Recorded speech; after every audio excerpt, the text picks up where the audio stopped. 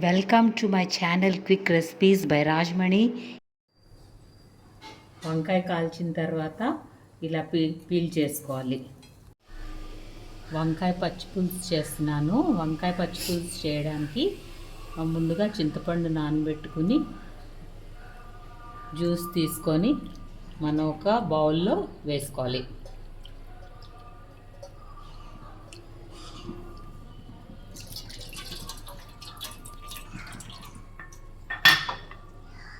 కాల్చుకున్న వంకాయల్ని ఇలాగా మెత్తగా చేసుకోవాలి. కొన్ని చేయాలంటే కొన్ని వంటలకి చేతులు పెట్టడం తప్పదు. ఇది స్పూన్తో కలిపితే సరిగా కలవదు. సో అందుకే చేతులు పెడుతున్నాను. ఇలా ముద్ద తయారు చేసుకోవాలి. వంకాయ ముద్ద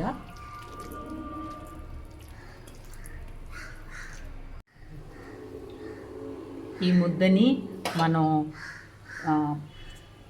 చింతపండు పులుపు తీసుకున్నాం కదా, దాంట్లో వేసుకోవాలి.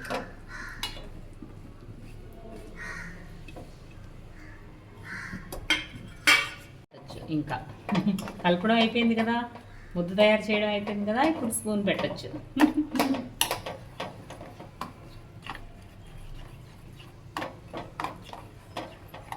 ఉప్పు వేసుకోవాలి.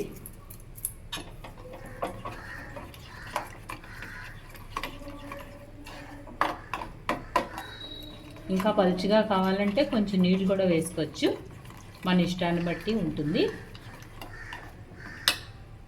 నేను కొంచెం వాటర్ వేస్తున్నాను, చూడండి.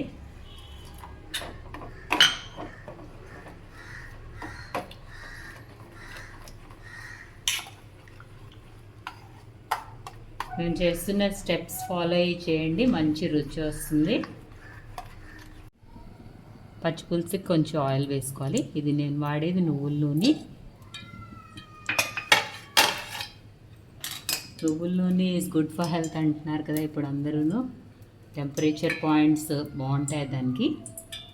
మీరు కూడా వీలైనంత వరకు నువ్వుల నూనె ఆర్ గ్రౌండ్నట్ ఆయిల్ యూజ్ చేయడానికి ట్రై చేయండి. నూనె వేడైంది. మనం ఆవాలు, జీలకర్ర అండ్ మినపప్పు వేసుకోవాలి.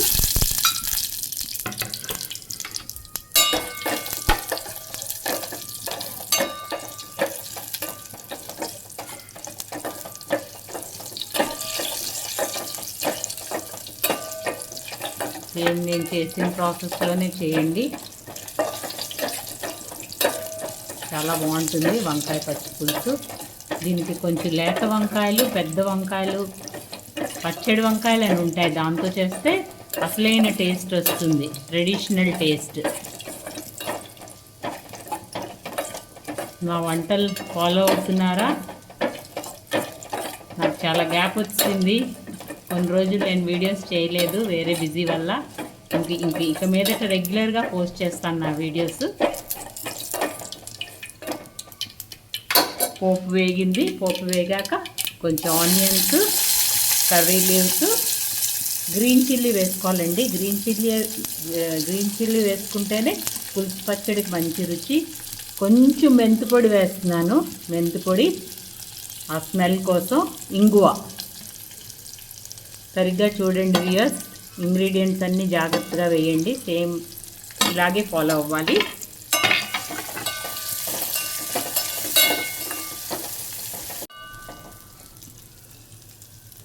పోపు వేగింది చూడండి, పోపు అంతా వేగిపోయింది. ఈ పోపులో మనం ఈ వంకాయ ముద్దను వేసుకోవాలి.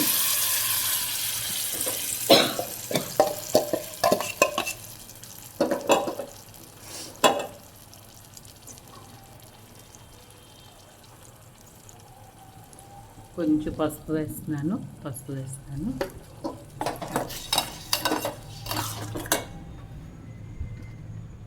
కొత్తిమీర వేసుకోవాలి.